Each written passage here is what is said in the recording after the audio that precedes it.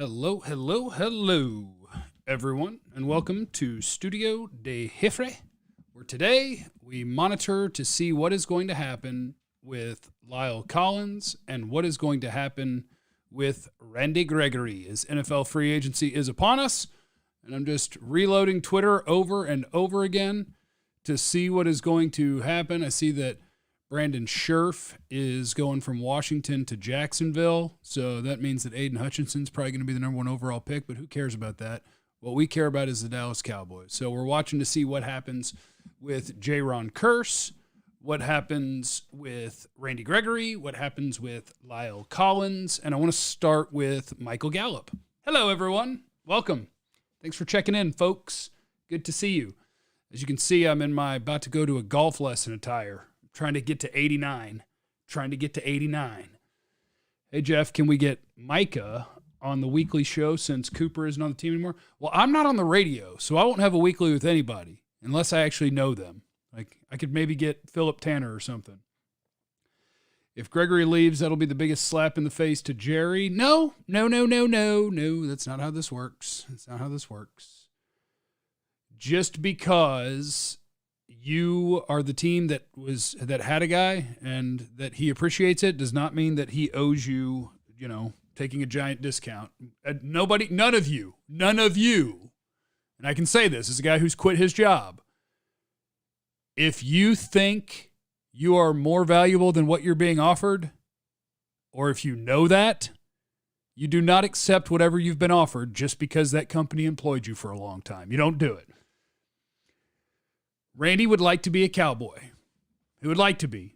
Right now, he's going to visit with Denver. They're going to make him an offer, and this is something the Cowboys don't normally do, although it happened with Amari Cooper too, where you couldn't agree on what your terms were going to be. So he said, well, go test it. Tell us what other people offer you, and we'll find out. We'll see what we're going to do. So that's what's going on with Randy Gregory right now is, unfortunately, they've let him reach real-life free agency, and you got to figure out what is the market for him and how close to that can we get, and is that okay with him? So that's where you are with that. But I did want to start with Michael Gallup and Amari Cooper today, and I got myself sidetracked by you guys in the chat. It's important to remember because I think a lot of people are going to see that Michael Gallup got a contract that's $12.5 million a year, and Amari Cooper, they traded so they could save $16 million, and it's like, oh, they chose Michael Gallup over Amari Cooper. They did not. I encourage you to read KD Drummond on the Cowboys Wire. KD Drummond is a stud when it comes to salary cap stuff. And what happened is there was a pandemic, which threw off the Cowboys and everybody else's plans with the salary cap, which led them to this offseason where they had money decisions they had to make to try to keep their team as competitive as possible. So when Amari Cooper is going to count $22 million against your cap, that was one of the places that was going to be squeezed. It was going to happen. And with Michael Gallup, sure, he's getting $12.5 million a year. But this year right here, Michael Gallup is going to be like $5 million, maybe $6 million on the books. So it was not $20 million a year versus $12.5 million. It was $22 million cap hit this year or 5 or 6 for Michael Gallup. That fit. And now that the cap can get back on track and back to doing what the Cowboys were used to it doing, they'll kind of be back in control of where they want to be. The cap just got him. Can CD be OU CD now? He'll be our number one. CD's a really interesting topic because I think a lot of people, thank you, Nick, appreciate the super chat. Because I think a lot of people, or some people, think that he's been a disappointment. And he hadn't been a disappointment because last year he just had 1,100 and something yards. What do you have, 8 touchdowns? And 66% of the balls thrown to him were complete. It's really, really good. That's good stuff. I did think that by year 2 we would see more of the CD plays above the rim, makes outstanding catches, and kicks people's ass after the catch. So there are parts of his game that I'm ready to see back to the OU version in terms of after catch and give him opportunities down the field. But he hadn't been a disappointment, but he also hasn't been like, yes! He's been like, okay, all right, good first round pick. But yeah, he'll have a big opportunity. I know Philip Tanner thinks that Michael Gallup's about to be the number 1. I think it'll be CD. I think Michael Gallup will be the number 2. And I think the number 3, we will hear the number 3 wide receiver's name called for the Cowboys on day 1 or 2 of the NFL draft, either the first, second, or third round. I just wrote an article on that for D Magazine. What up? Which lays out all of the potential targets in rounds 1, 2, and 3, which I love. Mike, thank you. Cheers, Jeff. Appreciate the content. I appreciate you. You're a beast. Realistically, what week is Gallup back? Hit the thumbs up button, guys. And Justin, yes, I do like CD in the slot, but he can do either. You guys know how I do with Pro Football Focus. We're frenemies. Depends on who it is, what content, and if we're talking about stats or grades. But they charted CD as being really, really good outside. So he can play outside, inside, whatever. I like him inside just because I like playing your best receiver inside. Gives you the best matchups. It makes it harder to play press on him. It gives you more options on a route. I think every best receiver on a team should be playing the slot a bunch. Who is your throw-a-party pick not named Skye Moore? Well, it's Skye Moore. That's my throw-a-party pick. Skye Moore in the second round. If you get Skye Moore on this team in the slot, you leave CD and Gallup outside, and boy, howdy do we party. So, yes, that is the Gallup versus Cooper. Gallup versus Cooper, not Gallup versus Cooper conversation. And Randy Gregory and Lyle Collins, like everybody else, I'll just be watching Twitter and hitting refresh and seeing, is Randy going to accept a deal from the Broncos or someone else, or will the numbers that he and his representation hear from there get brought back to the Cowboys and they'll say, deal, we'll do it, or we'll get close to it, and then that'll be done. And Lyle Collins, just watching and seeing. Again, that's not even a move that's going to save you a bunch of money this year. It'll save you $1.3 million. That's it. It would be more about next year when you would be, $15 million that's not on the books. And in the case of Lyle Collins, unlike Randy Gregory and unlike Amari Cooper, in the case of Lyle Collins, they believe that they're ready for it. They believe that they have a guy who is as good-ish in Terrence Steele. Terrence Steele is not as good a player as Lyle Collins. He's just not. If he becomes that, great. But hey, that's a guy the organization loves. They think they're okay without Lyle Collins. Gregory and Amari Cooper, if those guys are gone, they will have to be replaced. Who's the best fit wide receiver in round 1 for the Cowboys? All right, I'll do the first round. First round, I'm going to give you, I think there's 6 names.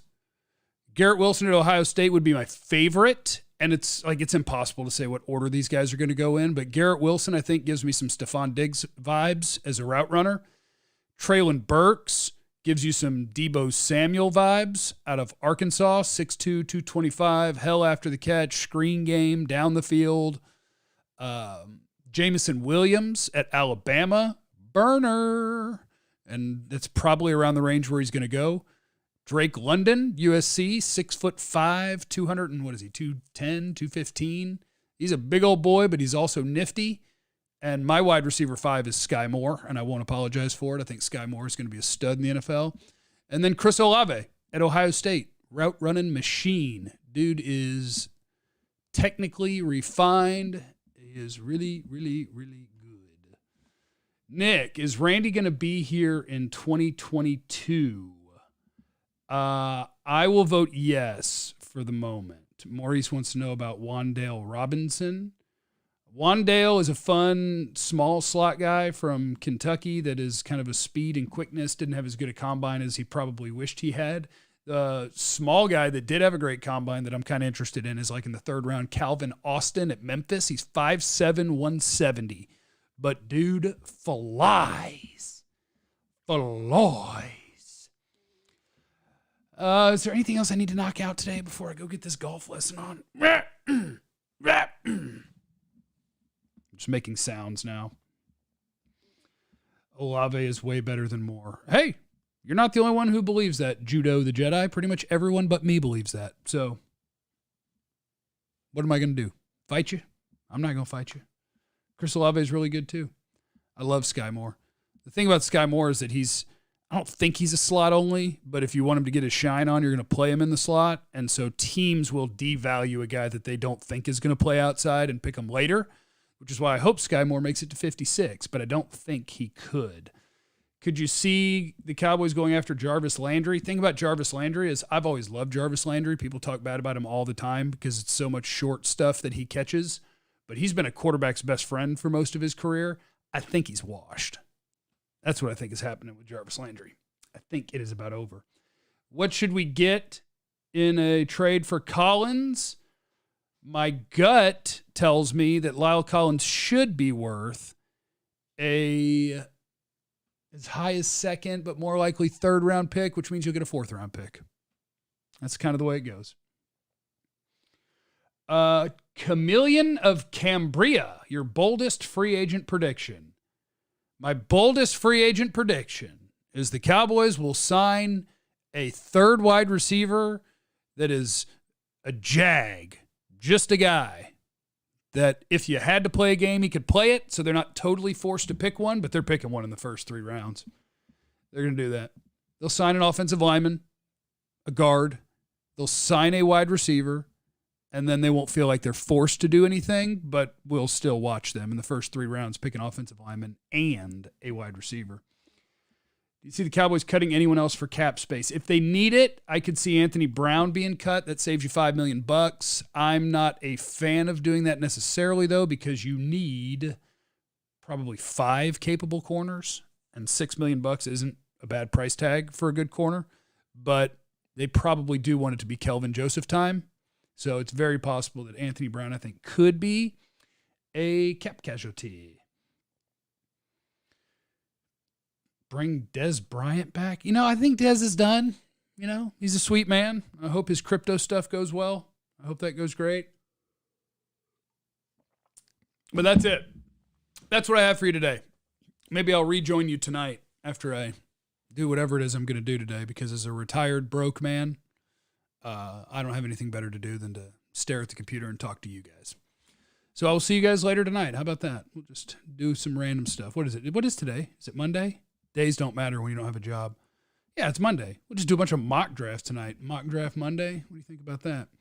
Make sure you use the promo code JeffC on Underdog Fantasy. We can make place a bunch of wagers on Luka to go over all of his stats every night. It'll be great. Remember, you have no idea what anybody's going through, so be cool to everyone.